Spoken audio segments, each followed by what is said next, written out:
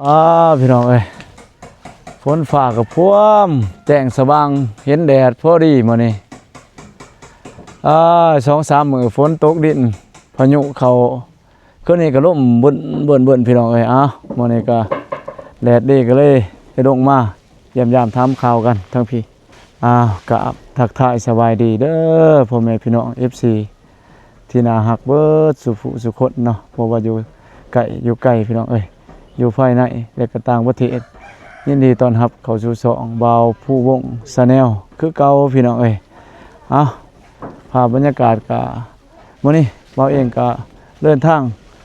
มาบ้านทุ่งบายพี่น้องเอ้ยมาติดตามการลงสำรวจพลเมืองแน่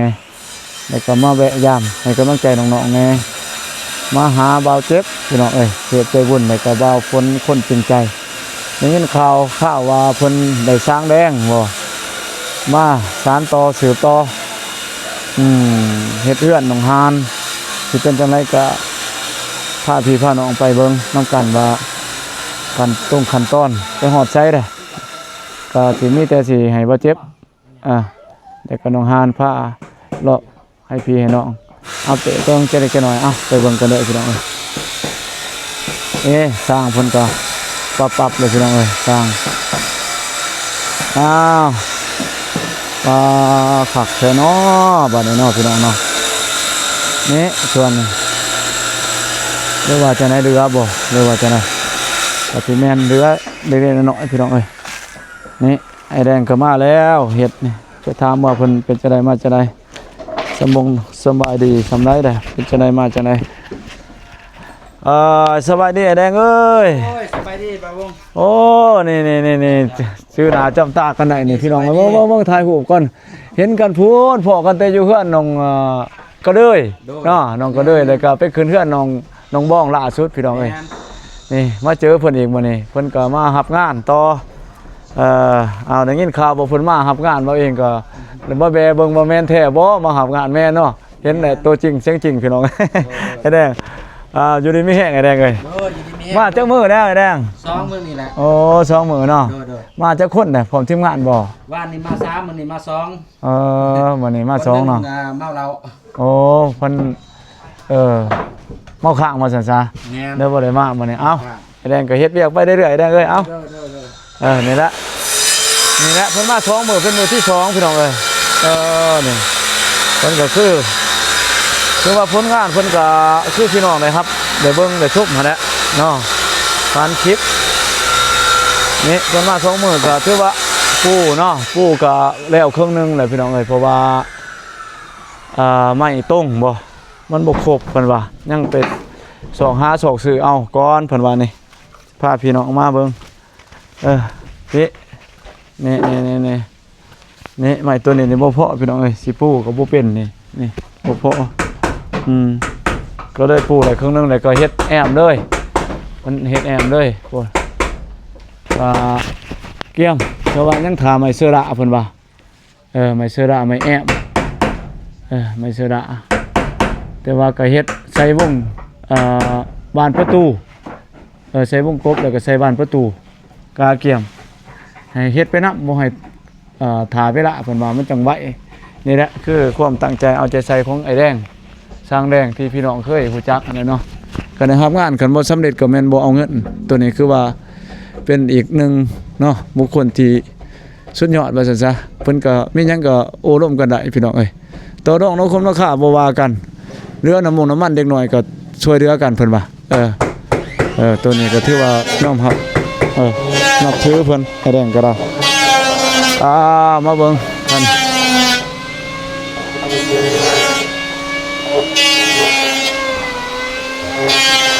สวัสดีนี่พ่อน้องฮานก็สวัสดีน้องฮานให้เอาจ้านี่โดยสบายดีเด้อนาบ่าวโดยสบายดีพ่อแม่ผู้ใหญ่ใจบุญทุกท่านและก็ FC ทุกท่านหรือว่าอยู่ในลาวและไทยและต่างประเทศก็ขอสวัสดีสบายดีเมิดสุคนเด้อสบายดีน้องฮานเด้อเขาดักแลดแน่มื้อนี้พี่น้องเอ้ยพวกเห็นแดดน้ำเขา 2-3 มื้อเลยเนาะโดยฝนตกพายุเขาก็นำทั้งภาคใต้ของลาวนี่ก็ ปาโทส เมื่อ นัด คืน ซะ นี้ นี่ ก็นอนบ่หลับ เป็นจังได๋ล่ะนอนบ่หลับ มันอืดเหือน ลมบ่ โดย นั่นแหละบ่เข้าใจลมมันพัดบ่ โดย ลมมันพัดเฮือนมันติ่งมันอันนั้นบ่แนวใด มั น่ะ นอืด สังกะสีมันอันนั้นดังคือข้างบ่ โดย มันอืดเพิ่นว่า โดยเพบัด เพราะวัดมันตีพร้อมนี่เนาะก็แห้งคือกันอยู่บ้านบ่าวอยู่ห้วยดำก็แห้งคือกันอยู่นี่ก็แห้งคือกันเพราะว่ามันเป็นร่มต้นผู้พี่น้องเนาะมันผู้คันแล้วก็ต้นมาใส่ก็ถือว่าคือว่าคือชีวิตแล้วพายุนี่เนาะเพิ่นคาดว่าวันที่เก่านี่ก็มันแดดสว่างนี่ก็สิโอเคแล้วนี่ถือว่าเป็นจะได้น้องฮานนี่ถือว่าเจ็บเพิ่นมาประจำการอยู่พี่บ่ โดย เพิ่นอัปเดตเนาะถือว่าไอ้แดงก็ได้มาแต่เมื่อวานเพิ่นว่าเนาะ โดย ก็เห็นหูพางถือว่ายังแต่ขั้นตอนสิแอมกับปูได้นี่ โดย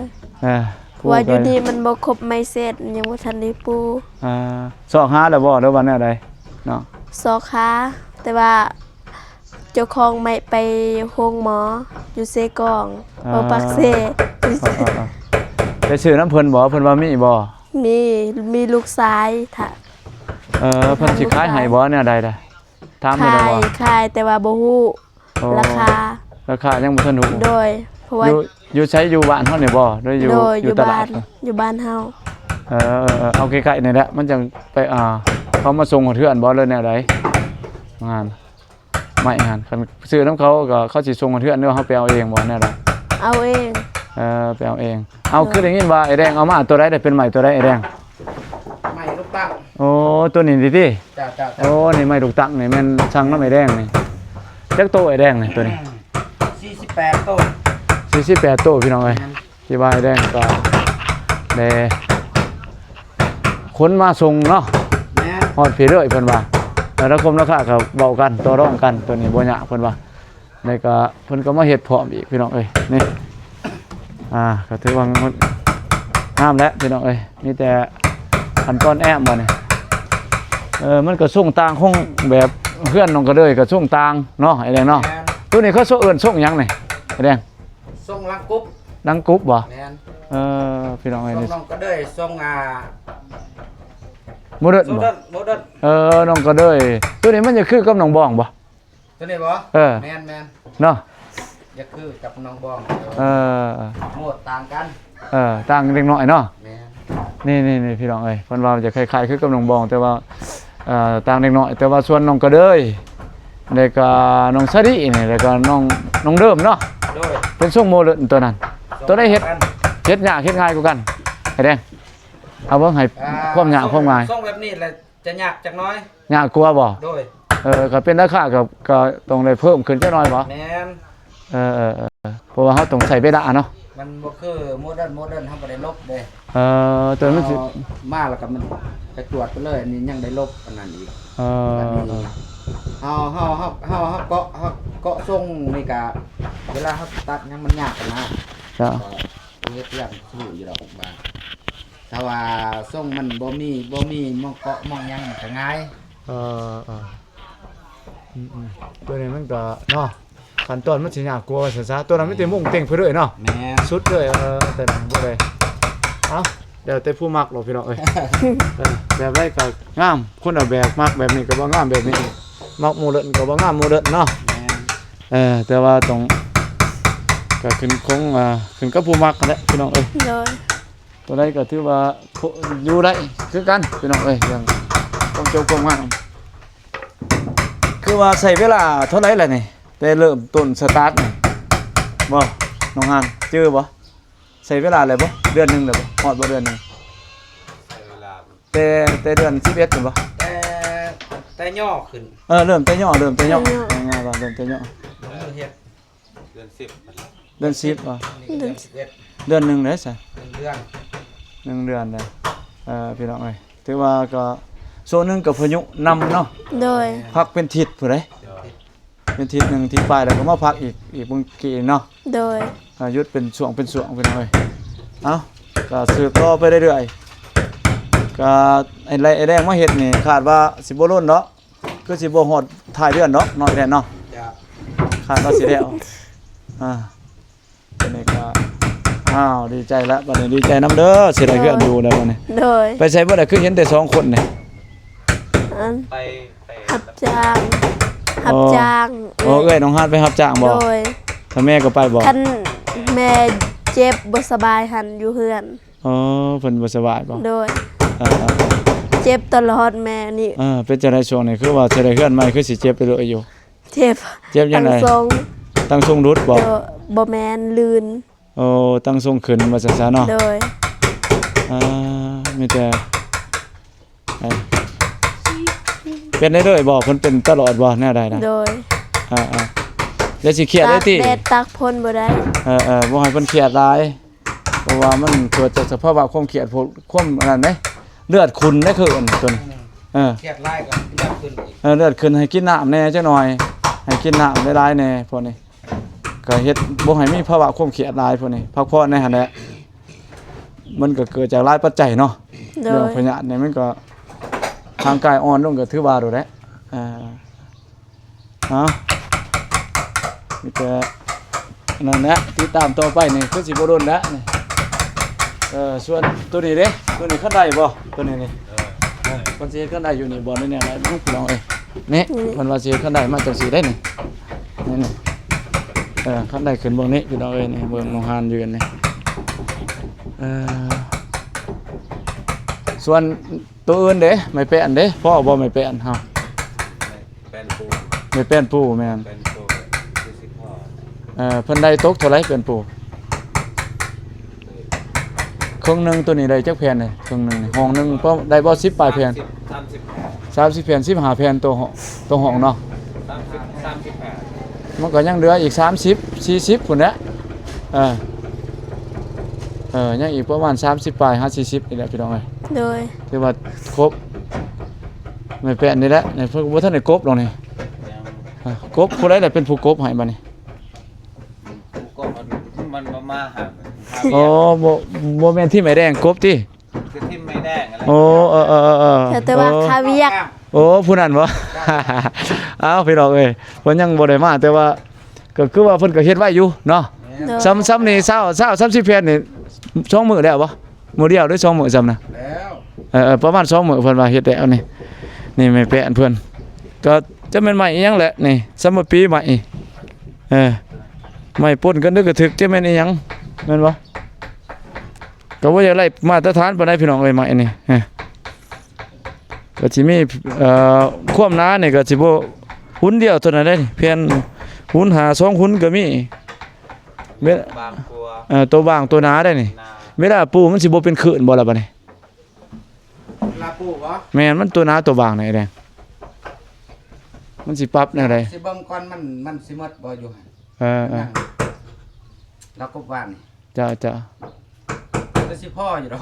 จ้า ตัวนานี่ก็ยังอยู่เท่า มีแต่เดี๋ยวตัวเสมอกันก่อนเนาะ เจ้า ตัวมันขี้ร้ายตัวมันตกมันบ่ เป็นแท้ๆจังไส แม่นตัวบางเอาไปใส่แจ้ๆพุ่นเนาะ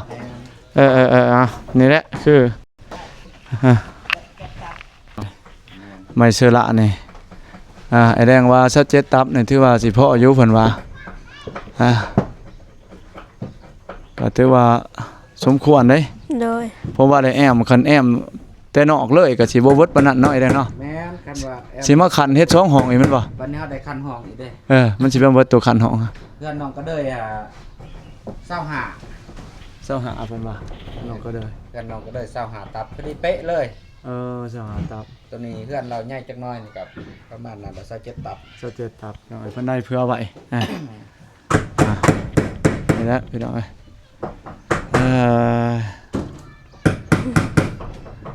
มีแต่แอมเลยก็ขึ้นมานอนเฝ้าเฟียก็ได้ติ ได้ บ่ผิดเนาะนี่พุ่นยิ้มในเตะทางนั้นหั่นโอ้สิได้เคลื่อนใหม่คือว่ามีแต่เจ็บเรื่อยๆอยู่เป็นจังได๋ล่ะท่านน่ะนี่แม่น้องหานพี่น้องเอ้ยน้องหานว่าเพิ่นสุขภาพบ่ค่อยดีช่วงนี้เพิ่นเป็นพยาธิประจำตัวเพิ่นเป็นตั้งทรงขึ้นปวดหัวแม่นบ่ แม่นวินหัว วินหัวอยู่เรื่อยๆอยู่เพิ่นว่าบ่ได้ไปให้ไปสวนดอกพี่น้องเอ้ยมีแต่เอื้อยของน้องหานเพิ่นได้ไปเบิ่งสิมาถามเพิ่นว่าใครแน่ล่ะบ่แน่ใดล่ะสบายดีเด้อ นี่เพื่อนดังเก่าของน้องหานตัวนี้น้องหานว่าอีหยังล่ะมันดังฮืดๆคือนี่เพิ่นว่าบ่ห้วยก็บ่ย่านบ่คือนี่ลมพัดบ่ย่านมันดังเดิง ย่าน ดังสังกะสีมันเปิกไปบ่ ย่าน ย่านคือห้วยตั้งแต่เฮือนเบาก็ย่านคือกันสังกะสีก็คือว่ามันสิยกเอาสังกะสีไปคือกันคือนี่ แม่น อ้ายลมตอนนี้เอาอีกรอข้ออีกอดใจรอจักหน่อยก็สิได้อยู่หลังใหม่ละบัดนี้เป็นจะได้สุขภาพนี่บ่ดีขึ้นบ่ โดยบ่ดี อัน มื้อวานก็ไปแพทย์และไปหาหมอ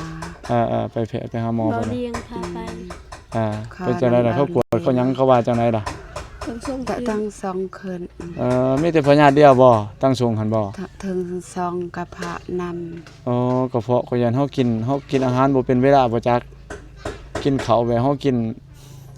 บ่ถึงบ่ตรงเวลาหั่นน่ะบางเทื่อก็มื้อหนึง2คาบบางเทื่อก็มื้อ3คาบบางเทื่อก็มื้อคาบเดียวจังซี่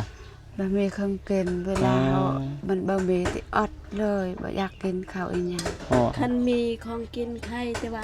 บ่มีกินแต่แจว กินแต่แจ่วได้เลยอยู่ โดย ว้ายใช่บ่ว่าจังซั่นเนาะใช่มาบ่ได้คือว่าอันนั้นเอื้อยน้องหานไปหาก็พอได้ซื้อของอยู่ของกิน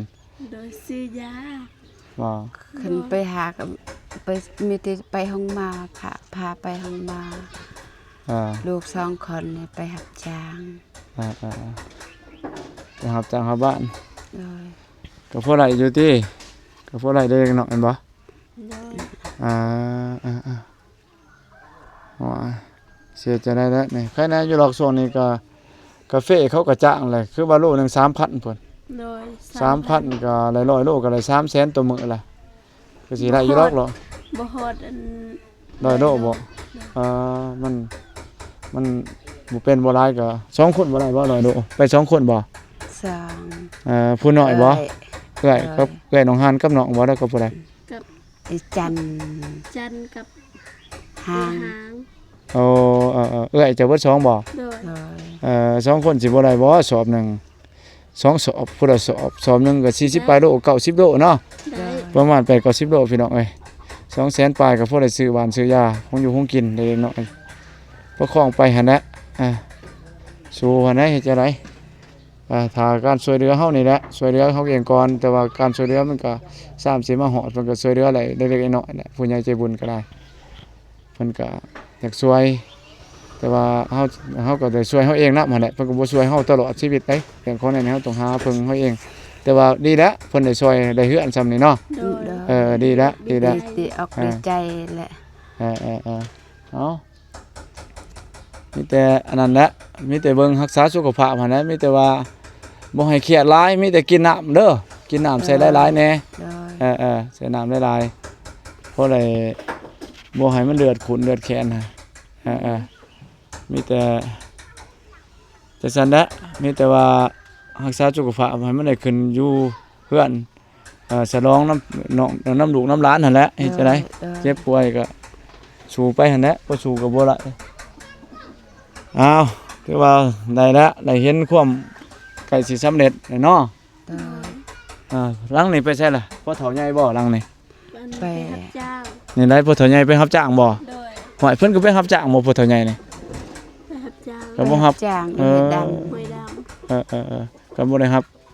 คิดว่าเพิ่นมีลูกมีหลานไปรับจ้างก็รับลูกหลานก็สิเอาตัวบ่รอดเพราะไปเพราะมันเนาะ ำโด โด ย ย เพิ่นก็เฒ่าแล้วก็จำเป็นไปหาผู้ใดกินไปเนาะเพิ่นอยู่กับไผล่ะพ่อใหญ่ ผู้เดียว อยู่ผู้เดียวบ่ อยู่คนเดียวค่ะ แต่มีลูกหลานอยู่เบิ่งพุ่น ของกินของอยางนี่เพิ่นก็กินเองบ่ป้าเอ้ยเดิมหันลูกพ่อเฒ่า อ๋อเพชรมณี ลูกของพ่อใหญ่นี่บ่ โดย พวกสิริพร ของน้องเดิมพี่น้องเอ้ยเป็น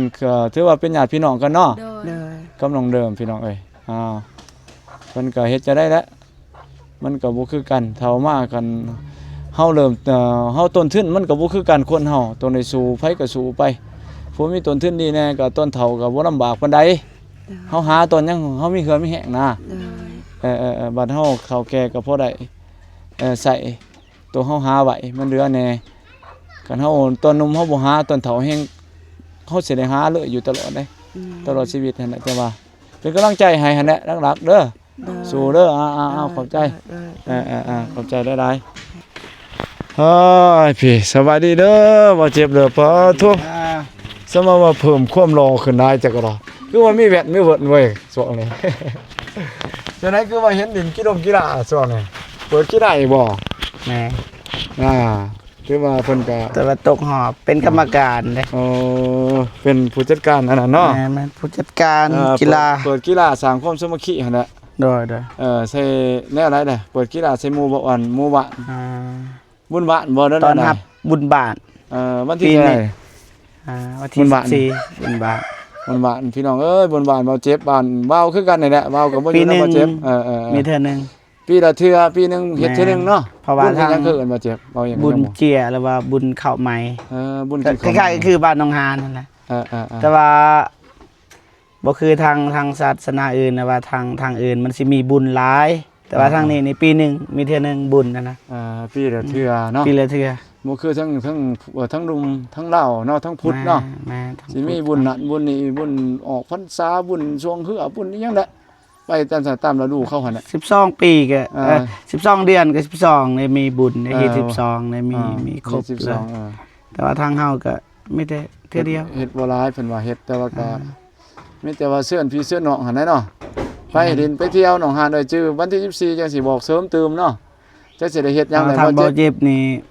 บ่เคยเสิร์ชเพราะว่าบ่เคยเฮ็ด เพิ่นก็บ่ได้บ่เคยเฮ็ดบ่แต่ละปี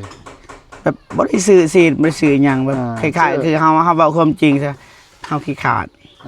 เพิ่นบ่ค่อยเฮ็ดพี่น้องเอ้ยเพิ่นบ่ทันอันนั้นเนาะคันมีเบิ่งหั่นผู้สาวเพิ่นมาสั่งให้เฮ็ด บ่ตัวอย่างว่าเฮามีเงินซ้ำซื้อซีนซื้อหยังแต่ว่าเฮาขี้ขาดรับใส่หมู่คูนะเฮาขี้ขาด ปีนี้ แต่ว่า เฮ็ดเด้อปี มี นี้ แต่ เด้อ ว่ามาหาแล้วก็สิพาไปกิน ตัวอย่างมาหาตัวอย่างว่าไอ้วงมาหาเบาเจ็บนี่สิพาไปหาเฮือนพี่น้องเฮือนนี่สิพาไปกินเอง แต่ว่าเฮาสิไปเฮ็ดอันนี้มัน มีแต่ว่าปีนี้เฮ็ดซะปีนี้ปีเดียวนี่ มีแต่เอาส่วนบ่ฝนนั่นแหละทีมงานเฮานี่ เบิ่งงบ เอา ก่อน เฮ็ดบ่หลายเฮ็ดบ่หลายเฮ็ดน้อยๆเฮ็ดน้อย บ่คันได้เฮ็ดจะเป็นได้เซิร์นนะเพราะว่าเขาเคยเขาเซิร์นไผก็เซิร์นไผก็เซิร์นเขาเซิร์นหลายคนเนี่ยเฮาสิบ่เซิร์นมันก็บ่คืออีก บ่คืออีกแม่นเว้ย แต่ว่าเนื้อเฮามันบ่พออีก เฮาก็ แหมปัญหา เอา มั พูด น เอาพี่แล้วเขาหั่นแหละเว้าเองก็เขาชวนเอาอยู่หั่นแต่ว่าบ่มีเงินคือกันนี่พี่น้องเอ้ย มีเงินเฮามีอยู่ ก็เลยว่าบ่ทันได้รับปากแม่ก็ค่าเวียกนี่แน่เวียกลงเวียกอยู่ตลอดนี่พี่น้องเอ้ย เฮานี่ แต่ มี มัน เงิน เวลามันน้อยพบไปพบมากันบางเทื่อก็เบิ่งตัวจริงอีกมอๆพุ่นแหละจังสิว่ากันอีกทีหนึงแต่ว่าช่วงนี้ก็บ่ทันได้ว่าจังไดเนาะมีแต่ฮู้วันซื่อๆว่าเขาสิเฮ็ดบุญ บ่ฮู้ว่า บุญประจำปีคือกันนั่นแหละทั้งฝั่งไทยเฮาก็เพิ่นก็เฮ็ดเนาะบุญบ้านบุญอิหยังประจำหมู่บ้านเขาเนาะก็เบิ่งในอันนั้นเขาก็ แต่ว่าเขาหลายกลัวเขาหลายเกินนะ เขามีเสพมีงานกันคือสิแหละบ้านเฮาก็เฮ็ดซ้ำบ้านเฮานี่แหละว่าซั่นซะจังได๋ล่ะคือว่าความคืบหน้านี่ฮอดจักเปอร์เซ็นต์น่ะเอาเบิ่งให้อันนั้นประธานเพิ่นเว้า อั เบิ่ง นนี้บ่ เพิ่นก็มาอัปเดตเป็นหลักอันใดบ่เองก็บ่ได้ค่อยมาพี่น้อง นั่งดุนเลยตีเปอร์เซ็นต์ก็ หลังคาแล้วเนาะเกิน50แล้วบ่ 60ซะ ประมาณ60แล้วเนาะ ไม่แต่ว่าเฮายังสิเฮ็ดบันไดบันดอกแอบอีหยังเด้ อ่า ปูพืชนี่ประมาณ60นี่แหละ เพราะว่าหลังคาแหละมันยากเด้มันอยู่สูงเด้ ตัวนั้นงานยากแล้ว แม่นเพราะว่า มัน ฝ เป็น น งาน ต รุ ก ม อีหยังอะนะงานรุมนี่บ่ยากปานใดแต่ว่าให้สั่งแดง เป็นจั จั ง ด ได๋ การนี่ ไอ้แรงเพิ่นมานี่เพิ่นร่วมกันจังได๋ถ้าคุ้มค่าเว้ากันน่ะบ่ ราคานี่เบากันแล้ว อ่า ถ้ามิดนี่อายเพิ่นว่า10,000ปลายแต่ว่าเฮาคอกันนะ อ่า เดือนแต่10,000นึง 6 ล้าน ขอนำเท่าไหร่6ล้าน5เนาะก็สมมาพอควรอยู่แม่นบ่ 5เราว่า7 ล้านแต่ว่าเฮาคอกัน เพิ่นก็โอเคแม่นบ่ โอเคตกลงมาเฮ็ดเลย มาเฮ็ดเลยนี่แหละ คันได้ตกลงนี่ต้องมาเฮ็ดบ่ให้ท่าเด้เพราะว่าเฮาก็อยากให้มันแล้วไวเด้ ว่าเจ็บก็มาอยู่นี่ก็ร่วมเดือนเนาะว่าเจ็บเนาะ อ๋อ มา ทุก เฮ็ด วันแล้วบ่ได้ไปไส นี่ว่าเจ็บนี่แหละพี่น้องเอ้ยทุกวันเพิ่นว่ามาอยู่ประจำการอยู่พี่ละอัปเดตหลักๆก็เองกันแล้วเขาไปเบิ่งคลิปเพิ่นอยู่บางครั้งก็มีเวลาเขาไปซองกันอยู่แต่ว่าก็บ่ได้มีโอ สม กา พอ ส วิวขึ้น บ่ได้มาถ่ายกับบ่เจ็บบ่ฝนเด้ไปใส่บ่ฝนบ่นี่ มาฝนไปสั่งไม้เสื้อละ เข้าตลาดบ่ซั่น แม่นเพราะว่าตอนติดต่อหากันบ่ฝนเราว่าอยู่ในเมือง ก็เลยสั่งให้บ่ฝนเราสั่งให้เลยไม้เสื้อละ27ตับนี่แหละ27ดอกประมาณนั้น เพิ่นสร้างว่าให้เอา27บ่เพราะ แม่นแล้วก็ซื้อเหล็กตะปูอิหยังก็สั่งเพิ่มอะนะแล้วก็สั่งของกินให้สร้างอีกจังได๋บัดมาก็สิเฮาสิเอาเงินให้ จ้ะคือว่างบประมาณรักกับผู้ใหญ่ใจบุญก็มาทั้งบ่เจ็บนี่แหละก็บ่ฝนเนาะพี่น้องเนาะ โดย ก็ว่าขอบคุณเพิ่นบ่เจ็บนี่แหละเป็นผู้ดีเด้อเอาดึงทึดมาแล้วก็ให้เผยแพร่เนาะขอความช่วยเหลือเพิ่นทั้งภาคแม่ฮักพ่อฮักทั้งอยู่ต่างประเทศเพิ่นก็ได้ช่วยเหลือมาเห็นความลำบากของน้องเพิ่นก็อยากช่วยอยู่แล้วว่าซั่นซะก็แล้วแต่ว่าบุญไผบุญมันเนาะบางคนก็ทายก็ยังบ่ได้ก็มีแม่นบ่ว่าเจ็บบ่แม่นสิทายแต่ผู้เดียวได้น้องหาน น้องหาน ทายน้องฝนน้ำฝนทายน้องแต๊ดอีเนาะหลายผู้หลายคนก็ยังบ่ทันได้พี่น้องเอ้ยก็แล้วแต่บุญก็ของเพิ่นเองเฮาก็นำเสนอไปก็เพิ่นผู้ใหญ่ว่าช่วยเฮาก็โอเคเนาะเฮาก็เป็นสะพานบุญให้นะ โดย เพราะว่ามันก็สิเฮ็ดจังได๋มันเป็นแบบนั้นเนาะบ่ แม่ เจอน ทำบ่คิดว่าสิได้คือกันแรกๆแต่ก็ดีคือกันใกล้เด้ บ่เจ็บก็คิดว่าจักสิไปใช้ได้ช่วงนั้นพบไปพบมาเนาะบ่เจ็บเนาะจักสิแม่นผู้ใดสิได้คือเด็กสิออกในรุ่นกันอยู่ว่าน้องฮานสิได้บ่หรือว่าน้องฝนบ่เนาะน้องอันนั้นแต๊ดแต่ว่าก็เห็นว่าน้องฮานนี่ก็รอออกมาเป็นคือน้องเพิ่นเว้าหั่นแหละเนาะหลายปีแล้วว่าซั่น ที่จริงแล้วการเฮ็ดบ้านหลังใหญ่คือแบบนี้นี่ที่จริงแล้วเฮาอยากซอยบ่ก็อยากซอยแต่ว่าเฮาคิดว่านี่คันแป้งนี่ได้อันสำหรับเบาเจ็บนะสมมุติอนาคตต่อหน้านี่เฮาเน้นอยากแปลงนะบ่อยากเฮ็ดแบบ เป็นดั มั ง น ให ยิ่ ญ่ งใหญ่นะมันอายอยาก ก ใส่งบหลาย ใช้งบหลาย ให้ แต่ ต้น ว่า ผู้ใหญ่แน่นะ ผู้ใหญ่เพิ่นก็สะสมเนาะทุนมาให้แม่นบ่ แม่น เพิ่นบ่แม่นบ่ได้มีเงินเป็นก้อนบักใหญ่มาบ้างให้โดดมีแต่ว่าเก็บกันเนาะผู้เด็กผู้น้อยคือเห็นเป็นเพิ่นก็โอ้ยยอมรับน้ำใจเพิ่นแท้ๆแหละเพิ่นว่าซ้ำสิได้เฮือนเฮ็ดเฮือนให้ทั้งที่ว่าเฮาบ่แม่นพี่แม่นญาติกันเด้อเนาะอยู่คนละประเทศว่าซั่นซะเพิ่นก็ช่วยเหลือซ้ำนี่ก็ถือว่าสุดๆแหละบ่เจ็บไป คือเห็นแล้วเฮือนแต่ละหลังซ้ำซาเขาสิได้เนาะ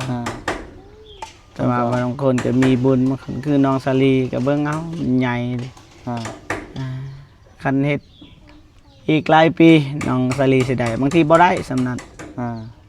ก็ว่าสิใส่บ่เคยแห้งของน้องเองว่าซั่นซะเนาะ บ่ได้ ทำลำพังว่ากินยากนี่ก็ยังบ่อยากจุเลยเนาะว่าเจ้าเนาะ ก็คือพ่อเฒ่านั่นแหละ นี่แหละนี่อยู่จนเฒ่าพี่น้องเอ้ยก็ได้ซ้ำนี่แหละนี่แหละตัวอย่างเนาะ แม่ ว่านอก เราก็เฮ็ดอยู่คือมื้อนี้นี่ก็ไป สุดเห็นบอกเฒ่าแน่เนาะเพิ่นก็ยังบ่ได้อยู่คืออันไปหากินพี่น้อง ไปคันบ่ไปมันก็บ่ได้ บ่มีอยู่ แบบนี้แหละเอาถ้ามีคนซอยเบิ่งหั่นก็เป็นแล้วแหละนี่คันบ่มีคนซอยก็อยู่แบบนี้แหละ ตลอดชีพก็เป็นจังซั่นเนาะว่าเจ้า โด เนาะ ย 3 4 5กินมันก็ยากแหละอยากสิเฮ็ดเฮือนอีก ก็มีแต่สิอัปเดตให้พี่น้องเบิ่งซ้ำนั้นก่อนอิหยังก็ว่าเจ็บก็ขอบใจว่าเจ็บที่ให้เบามาร่วมแล้วก็มาถ่ายนํกันหั่นแหละเนาะว่าเจ็บเนาะ โอ้ถ่ายนำกัน บางต้นก็ขาดหายนั่นคือเบาเองก็ได้แจ้งไปหั่นแหละพี่น้องเอ้ยค่าเวียกแท้ๆแต่ว่าบ่ได้มาคันว่าในโลกมาเวียกแน่แล้วก็คือฮอดกันอีดีแต่มันบางอีดีจังได๋มาพี่น้องเอ้ย มื้อนี้บ่ได้ไปบ่มื้อนี้ มาที่นี่ที่ตามไปเด้อ โอ้วันนี้มาถ่ายเลย แม่นก็ได้มาถ่ายเด้อจังว่าจะสั่นแหละว่าเจ็บเอ้ยเข้าใจว่าเองก็สิได้จบคลิปก่อนซ้ำหน่อยตอนหน้าก็สิมาอัปเดตให้พี่น้องได้เบิ่งเข้าใจได้หลายพี่น้องเอ้ยโอเคบาดนี้ไปเบิ่งข่าวๆภาพรวมของเพื่อนคนหนองหานบ่ไปเหาะจังได๋มาจังได๋บ่เจ็บก็ได้อัปเดตสู่ FC ฟังแล้วบัดนี้ว่าเองกับขอบคุณเด้อ FC พ่อแม่พี่น้องที่ให้การสนับสนุนอุดหนุนหนองหานแล้วก็ FC ที่เขามาเบิ่งมาชมคลิปของเบาเจ็บเนาะแล้วก็เบาฝนแล้วก็ด้วยพร้อมด้วยทีมงานสายบุญเฮาหั่นแหละที่เพิ่นบ่ทิมบ่ปาแล้วก็เฮ็ดให้ ทีมงานมีกำลังใจในการเฮ็ดคลิปต่อไปนะเราเองก็สุดท้ายนี่เราเองก็ขอบคุณขอบคุณทุกกำลังแห่งใจเลยก็ผู้ใหญ่ใจบุญ FC อยู่ภายในในต่างประเทศนั่นมีแต่ความสุขความเจริญปราศจากโรคภัยไข้เจ็บเดินทางไปไสมาไสก็แขวขาดปลอดภัยมานผู้มีบาปบ่สามารถทำอันตรายได้เนาะทุกคนมีแต่ความสุขดีร่ำได้ด้วยเงินไหลนองทองไหลมาพี่น้องเอ้ยเงินบาทเต็มกระตาพี่น้องเงินดอลลาร์เต็มธนาคารเต็มเพื่อนเต็มซ่านเป็นเศรษฐีมหาเศรษฐีกันเบิดสุผู้สุคนบ่าวเองก็สิได้กราบลาพี่ลาน้องไปโอกาสหน้าก็สิมาอัปเดตหมุนเวียนมีเวลาก็สิมาเยี่ยมมายามขึ้นฮอดคิดถึงคือเก่าพี่น้องเอ้ยไปก่อนพี่น้องเอ้ยสบายดีบ๊ายบาย